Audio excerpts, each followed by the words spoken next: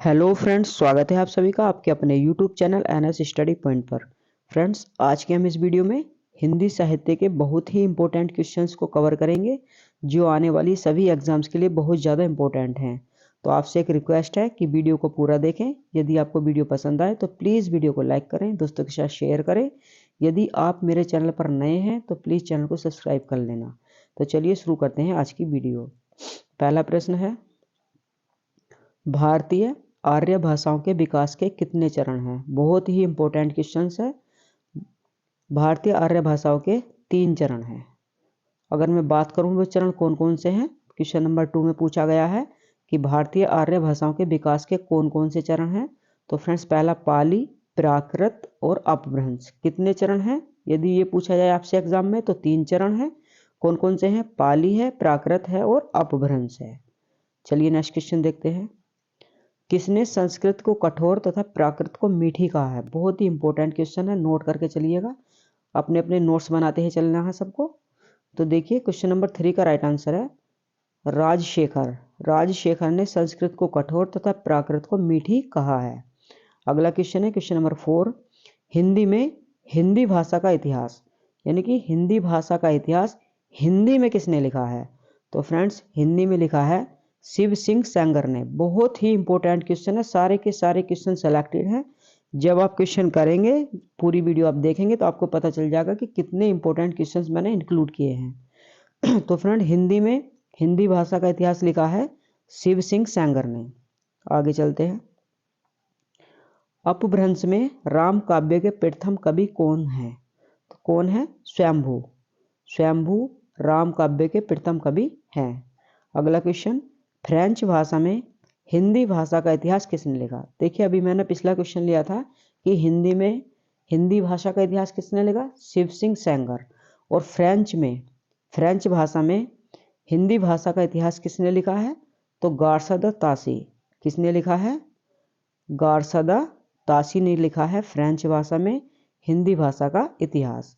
अगला क्वेश्चन है, अंग्रेजी में हिंदी भाषा का इतिहास किसने लिखा है? तो फ्रेंड्स, गियर्सन ने लिखा है। गियर्सन ने लिखा है अंग्रेजी में हिंदी भाषा का इतिहास। तो बहुत ही ज़्यादा इंपॉर्टेंट क्वेश्चन है। आप सारे के सारे क्वेश्चन पढ़ेंगे तो बहुत अच्छा रहेगा आपके लिए। चलिए अगला क्वेश्चन देखते हैं, क्वेश्चन नंबर 8। हिंदी साहित्य का आधा इतिहास किसने लिखा? किसने लिखा आधा इतिहास हिंदी साहित्य का? सुमन राजे ने लिखा है। किसने? सुमन राजे ने। अगला क्वेश्चन, हिंदी साहित्य का दूसरा इतिहास किसने लिखा? तो फ्रेंड्स, बच्चन सिंह ने लिखा है दूसरा इतिहास। नेक्स्ट क्वेश्चन, रीतिकाल को अलंकार काल किसने कहा? सॉरी फ्रेंड, थोड़ी सी टाइपिंग एरर हो गई, ये काल लिखा है काल। रीतिकाल को अलंकार काल किसने कहा? त्रिलोचन ने कहा। किसने कहा? त्रिलोचन ने। अगला क्वेश्चन देखते हैं, हिंदी साहित्य का संक्षिप्त इतिहास किसने लिखा? तो फ्रेंड्स, हिंदी साहित्य का संक्षिप्त इतिहास लिखा है विश्वनाथ त्रिपाठी ने। विश्वनाथ त्रिपाठी। नेक्स्ट क्वेश्चन, सूरदास प्रेमचंद के किस उपन्यास का पात्र है? यानी कि कौन से उपन्यास में प्रेमचंद के सूरदास है? तो रंगभूमि में। कौन से में? रंगभूमि। अगला क्वेश्चन, सिद्धों की संख्या कितनी है? 84। कितनी है? 84 संख्या है सिद्धों की। अगला क्वेश्चन देखते हैं, राम कुमार वर्मा ने संधिकाल माना है? तो फ्रेंड्स, 750 से 1000 तक। 750 से 1000 ईस्वी तक राम कुमार वर्मा ने संधिकाल माना है। अगला क्वेश्चन, हिंदी साहित्य के प्रारंभिक काल को जयकाल किसने कहा है? तो किसने कहा है जयकाल? बहुत ही इंपॉर्टेंट क्वेश्चन है, मोस्ट क्वेश्चन है। रमाशंकर शुक्ल रसाल ने हिंदी साहित्य के प्रारंभिक काल को जयकाल कहा है।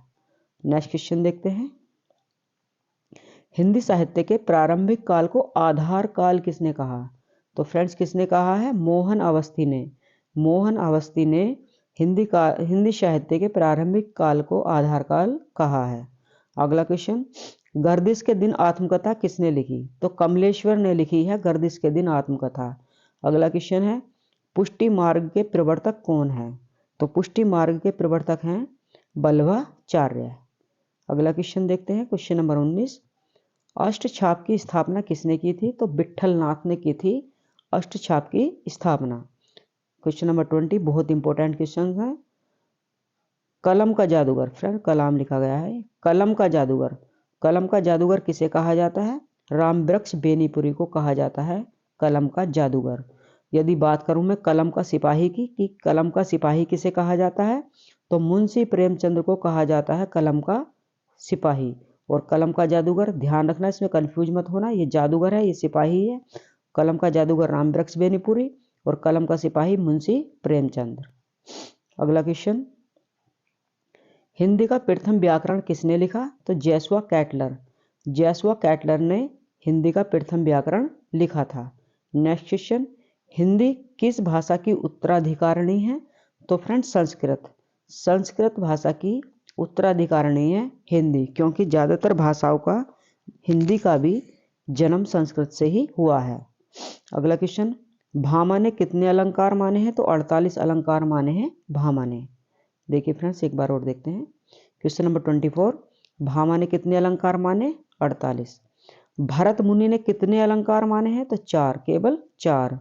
और फ्रेंड्स अगर मैं बात करूं कि भूषण ने कितने अलंकार माने हैं, भूषण ने माने हैं 105 अलंकार। कितने? 105। नोट्स बनाते हुए चलिए, सारे क्वेश्चन इंपॉर्टेंट हैं, एग्जाम ओरिएंटेड हैं। नेक्स्ट क्वेश्चन देखते हैं, सुमित्रा नंदन पंत को ज्ञानपीठ पुरस्कार कब दिया गया? तो फ्रेंड्स सुमित्रा नंदन पंत को 1968 में, पंत जी को 1968 में चिदम्बरा के लिए ज्ञानपीठ पुरस्कार दिया गया था। यदि आपसे क्वेश्चन में ये पूछ ले कि किस कृति के लिए सुमित्रा नंदन पंत को ज्ञानपीठ पुरस्कार दिया गया, तो फ्रेंड चिदम्बरा के लिए दिया गया। नेक्स्ट क्वेश्चन, रामधारी सिंह दिनकर को ज्ञानपीठ पुरस्कार कब दिया गया? अब बात करूं मैं रामधारी सिंह दिनकर की, तो फ्रेंड्स 1972 में उनकी रचना उर्वशी के लिए, किसके लिए? उर्वशी के लिए रामधारी सिंह दिनकर को ज्ञानपीठ पुरस्कार दिया गया। अगला क्वेश्चन देखते हैं, अगेय को ज्ञानपीठ पुरस्कार कब प्रदान किया गया? तो फ्रेंड्स 1978 में। कब? 1978 में। कितनी नाव में कितने बार, कितनी नाव में कितने बार उनकी एक रचना है, उसके लिए अगेय को ज्ञानपीठ पुरस्कार दिया गया। अगला क्वेश्चन, महादेवी वर्मा को ज्ञानपीठ पुरस्कार किस वर्ष दिया गया?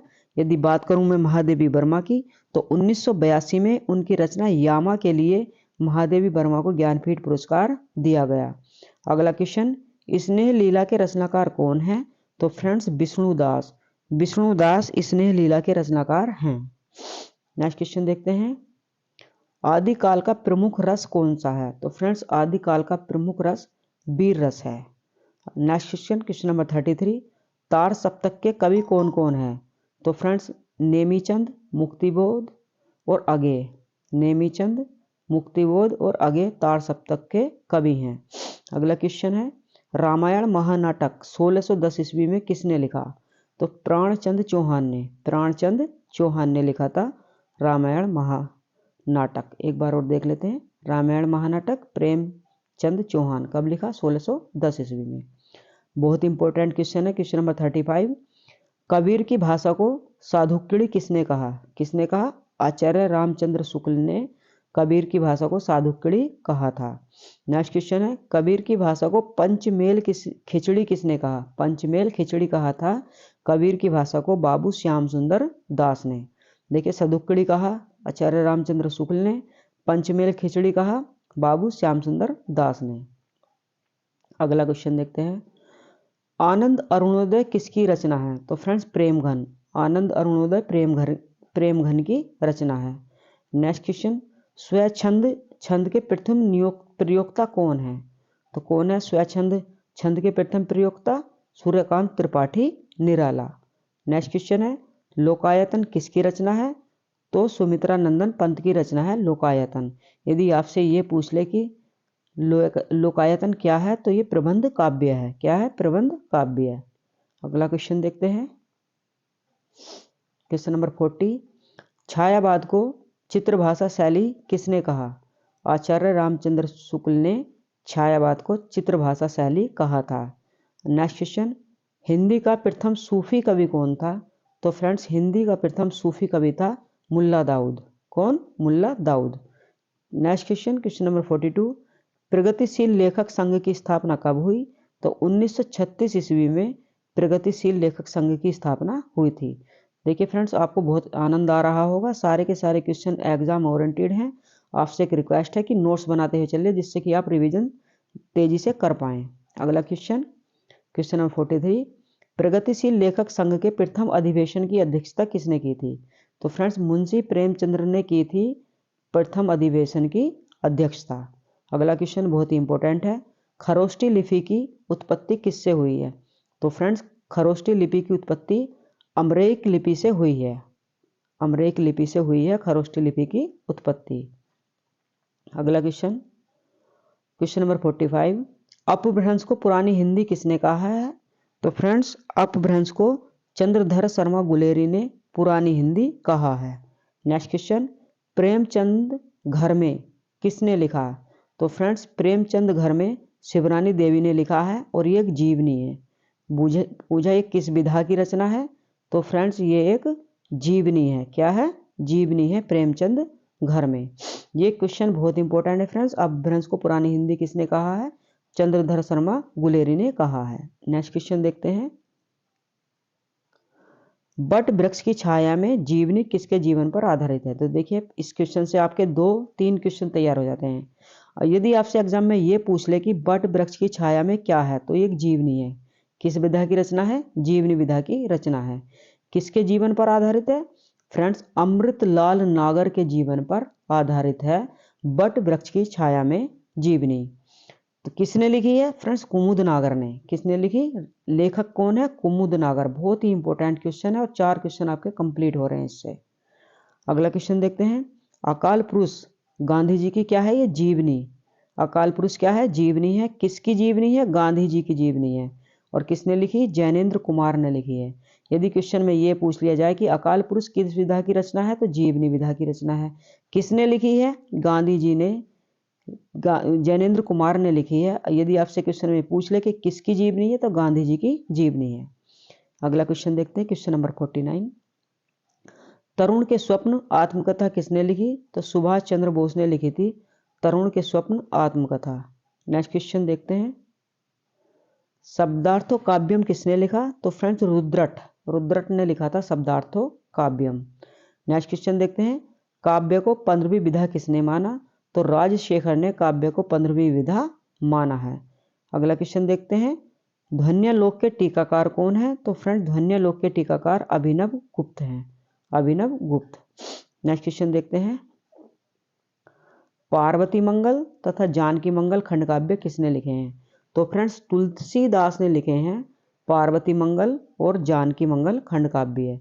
यदि आपसे क्वेश्चन में ये पूछ ले कि पार्वती मंगल क्या है, तो ये खंड काव्य है। किसने लिखा है? तुलसीदास ने लिखा है। जानकी मंगल क्या है? तो ये भी एक खंड काव्य है।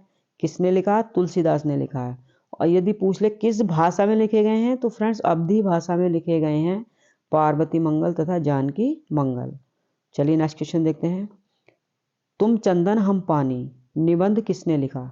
तो फ्रेंड्स, यदि क्वेश्चन में आपसे ये पूछ ले कि तुम चंदन हम पानी किस विधा की रचना है, तो निबंध विधा की रचना है। और किसने लिखा है? विद्यानिवास मिश्र ने लिखा है तुम चंदन हम पानी। और फ्रेंड्स, ये रैदास की पंक्ति भी है कि प्रभु जी तुम चंदन हम पानी। तो इसमें कंफ्यूज बिल्कुल भी नहीं होना है। अगला क्वेश्चन देखते हैं, किस रचना को छायावाद का मैनिफेस्टो कहा जाता है? तो फ्रेंड्स, पल्लव को कहा जाता है छायावाद का मैनिफेस्टो। अगला क्वेश्चन, पंत जी की कौन सी रचना अरविंद दर्शन से प्रभावित है? तो फ्रेंड्स, स्वर्ण किरण जो पंत जी की रचना है वो अरविंद दर्शन से प्रभावित है। अगला क्वेश्चन देखते हैं, क्वेश्चन नंबर 57, प्रथम हिंदी सम्मेलन कब और कहाँ हुआ? तो फ्रेंड्स, प्रथम हिंदी सम्मेलन 1975 में हुआ। कब हुआ? 1975 में। और कहाँ हुआ? नागपुर में हुआ। नेक्स्ट क्वेश्चन देखते हैं, क्वेश्चन नंबर 58, प्रथम हिंदी सम्मेलन की अध्यक्षता किसने की थी? शिव सागर राम गुलाम ने की थी प्रथम हिंदी सम्मेलन की अध्यक्षता। नेक्स्ट क्वेश्चन देखते हैं, द्वितीय हिंदी सम्मेलन कब और कहाँ हुआ? तो फ्रेंड्स, 1976 में मॉरिशस में हुआ था द्वितीय हिंदी सम्मेलन। कब हुआ था? 1976 ईस्वी में मॉरिशस ने। अगला क्वेश्चन, लक्ष्मीपुरा प्रथम रिपोर्टाज के लेखक कौन है? यदि फ्रेंड्स आपसे ये पूछ लिया जाए कि प्रथम रिपोर्टाज के लेखक कौन है, तो शिवदान सिंह चौहान। यदि आपसे ये पूछ लिया जाए कि प्रथम रिपोर्टाज का नाम लिखिए, तो लक्ष्मीपुरा है। क्या है? लक्ष्मीपुरा। बहुत ही इंपॉर्टेंट क्वेश्चन है फ्रेंड्स, नोट करके चलना है आपको। अगला क्वेश्चन देखते हैं।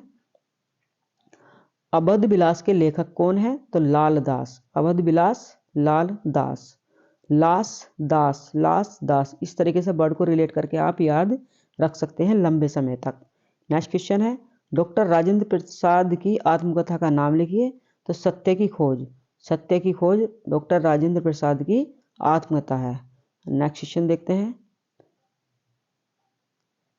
कविता जीवन और जगत की अभिव्यक्ति है, ये किसने कहा है? तो फ्रेंड्स ये कहा है, ये बहुत इंपॉर्टेंट कोटेशन है। किसने कही है? आचार्य रामचंद्र शुक्ल ने कहा है, कविता जीवन और जगत की अभिव्यक्ति है। नेक्स्ट क्वेश्चन, भरत मुनि ने काव्य गुणों की संख्या कितनी मानी है? तो 10। कितनी? 10 मानी है। नेक्स्ट क्वेश्चन देखते हैं। हिंदी का प्रथम स्वच्छंदतावादी कवि कौन है? तो फ्रेंड्स श्रीधर पाठक। श्रीधर पाठक हैं हिंदी के प्रथम स्वच्छंदतावादी कवि। नेक्स्ट क्वेश्चन देखते हैं। छंदमाला के रचयिता कौन है? तो छंदमाला के रचयिता हैं केशव दास। केशव दास। नेक्स्ट क्वेश्चन, रामचंद्रिका के लेखक कौन है? तो रामचंद्रिका के लेखक भी केशव दास ही हैं। नेक्स्ट क्वेश्चन 68, रामचंद्रिका को क्या कहा जाता है? तो फ्रेंड्स छंदों का अजायब घर। छंदों का अजायब घर कहा जाता है रामचंद्रिका को। बहुत ही मोस्ट इंपोर्टेंट क्वेश्चन है, नोट करके चलना है आपको। रामचंद्रिका के लेखक केशव दास, छंदमाला के भी लेखक केशव दास, और रामचंद्रिका को छंदों का अजायब घर कहते हैं। नेक्स्ट क्वेश्चन, क्वेश्चन नंबर 69, अलंकार संप्रदाय के प्रवर्तक कौन है? तो फ्रेंड्स अलंकार संप्रदाय के प्रवर्तक है भामा। रीति संप्रदाय के प्रवर्तक कौन है? तो रीति संप्रदाय के प्रवर्तक है वामन। क्वेश्चन नंबर 71, ध्वनि संप्रदाय के प्रवर्तक कौन है? तो आनंद वर्धन है ध्वनि संप्रदाय के प्रवर्तक। नेक्स्ट क्वेश्चन देखते हैं। रस संप्रदाय के प्रवर्तक कौन है? तो भरत मुनि है रस संप्रदाय के प्रवर्तक। क्वेश्चन नंबर 73, 34वां छल नामक संचारी भाव। 34वां छल नामक संचारी भाव किसे माना गया है? तो फ्रेंड्स ये नामक लिखा हुआ है, नमक नहीं है, थोड़ी सी टाइपिंग एरर हो गई ही है। तो क्या है, कौन है, किसने माना है? 34वां छल देव कवि ने माना है। 34वें छल को संचारी भाव माना है देव कवि ने। अगला क्वेश्चन है, रीतिकाल को कलाकाल किसने कहा है? तो डॉक्टर भगीरथ मिश्र ने कहा है रीतिकाल को कलाकाल। नेक्स्ट क्वेश्चन देखते हैं। क्वेश्चन नंबर 75, अपनी रचना से समुद्र का वर्णन करने वाले एकमात्र कवि कौन है? तो फ्रेंड्स अपनी रचना से समुद्र का वर्णन करने वाले हैं मलिक मोहम्मद जायसी। मलिक मोहम्मद जायसी। नेक्स्ट क्वेश्चन, जो दर्शन के क्षेत्र में अद्वैत है वही भावना के क्षेत्र में रहस्यवाद है, ये किसने कहा? बहुत ही इंपॉर्टेंट कोटेशन है, याद करना आपको। जो दर्शन के क्षेत्र में अद्वैत है वही भावना के क्षेत्र में रहस्यवाद है, किसने कहा? डॉक्टर नागेंद्र ने कहा। किसने? डॉक्टर नागेंद्र ने। अगला क्वेश्चन है क्वेश्चन नंबर 77, अलंकार पंचाशिखा किसकी रचना है? तो फ्रेंड्स मतीराम की रचना है अलंकार पंचाशिखा। क्वेश्चन नंबर 78, बिहार के काव्य को हाथी के दांत के टुकड़े पर महीन पच्चीकारी का नाम किसने दिया? तो फ्रेंड्स ये दिया था आचार्य रामचंद्र शुक्ल ने। बहुत ही इंपॉर्टेंट है। बिहार के काव्य को हाथी के दांत के टुकड़े पर महीन पच्चीकारी कहा था आचार्य रामचंद्र शुक्ल ने। नेक्स्ट क्वेश्चन देखते हैं, रीतिकाल के प्रेम और श्रृंगार को गृहस्थिक किसने कहा? तो डॉक्टर नागेंद्र ने कहा था रीतिकाल को प्रेम और श्रृंगार के गृहस्थिक। नेक्स्ट क्वेश्चन है, छंदमाला किसकी कृति है? यानी छंदमाला किसने लिखा है? तो केशव दास ने लिखा है छंदमाला। नेक्स्ट क्वेश्चन, 8वां विश्व हिंदी सम्मेलन कहाँ हुआ? तो न्यूयॉर्क में हुआ था 8वां विश्व हिंदी सम्मेलन। चलिए अगला क्वेश्चन देखते हैं, भंवर गीत किसकी रचना है? तो फ्रेंड्स नंददास की रचना है भंवर गीत। क्वेश्चन नंबर 83, सोहिला किसकी रचना है? तो सोहिला रचना है गुरु नानक देव की। क्वेश्चन नंबर 84, रुक्मणी मंगल किसकी रचना है? तो फ्रेंड्स रुक्मणी मंगल रचना है नंददास की। बहुत ही इंपॉर्टेंट क्वेश्चन है फ्रेंड्स, आपको मजा भी आ रहा होगा। चलिए आगे चलते हैं। क्वेश्चन नंबर 85, अवधु गगन मंडल घर कीजिए किसकी पंक्ति है? अवधु गगन मंडल घर कीजिए, यह है कबीरदास की। किसकी? Kabirdas. Next question, question number 86।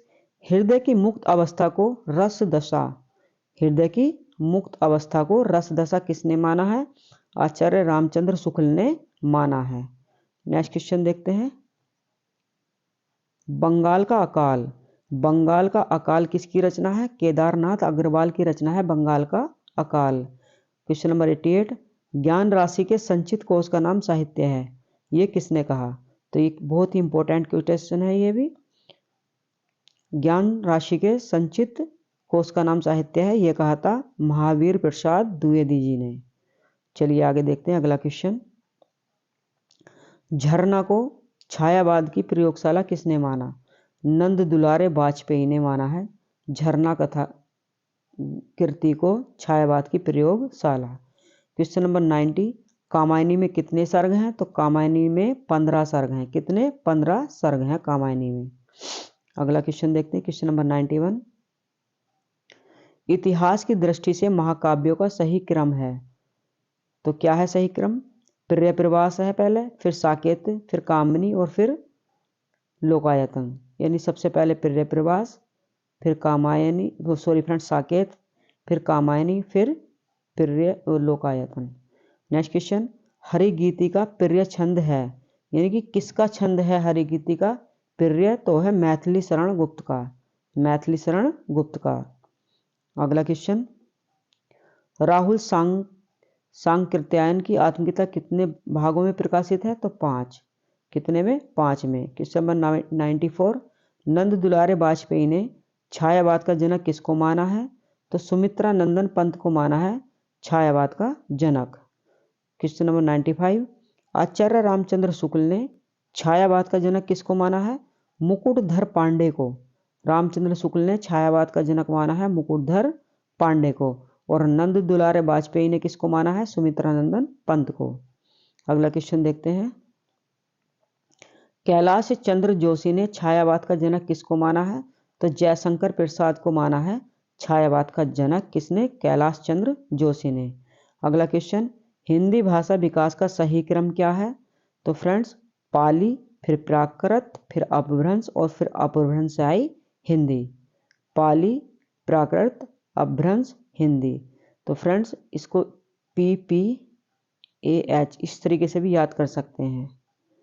पाली, प्राकृत, अपभ्रंश और हिंदी, PPAH। नेक्स्ट क्वेश्चन देखते हैं। 8वां विश्व हिंदी सम्मेलन कब हुआ? तो 2007 में हुआ। कहाँ हुआ? न्यूयॉर्क में हुआ। कब हुआ? 2007 में। अगला क्वेश्चन, क्वेश्चन नंबर 99। देवनागरी लिपि का सही क्रम है, तो फ्रेंड्स बहुत ही इंपॉर्टेंट क्वेश्चन है, नोट कर लेना इसको। देवनागरी लिपि का सही क्रम है पहले ब्राह्मी लिपि, फिर गुप्त लिपि, फिर नागरी लिपि, फिर देवनागरी लिपि। ब्राह्मी, गुप्त, नागरी, देवनागरी। ठीक है फ्रेंड्स, चलिए आगे देखते हैं। Question number 100। भाषा निर्माण की इकाई है, तो भाषा निर्माण की इकाई सबसे पहले ध्वनि, फिर शब्द, फिर पद, फिर वाक्य है। तो फ्रेंड्स क्या है एक बार और देखिए। भाषा निर्माण की इकाई पहले ध्वनि, फिर शब्द, फिर पद और फिर वाक्य है। तो फ्रेंड्स ये थे 100 क्वेश्चंस हिंदी साहित्य के जो मैंने सेलेक्टेड क्वेश्चन इंक्लूड किए हैं आपके लिए इस वीडियो में। तो फ्रेंड्स आई होप आपको क्वेश्चन पसंद आए होंगे और सारी वीडियो आपको पसंद आई होगी। तो फ्रेंड्स इस वीडियो को दोस्तों के साथ शेयर करना ना भूलें। यदि फ्रेंड्स मेरे लिए कोई सुझाव है तो प्लीज़ आप कमेंट बॉक्स में ज़रूर दीजिए, जिससे कि मैं अपनी वीडियोज़ में इम्प्रूवमेंट कर सकूँ। तो चलिए मिलते हैं आपसे अगली वीडियो में, तब तक के लिए जय हिंद, वंदे मातरम।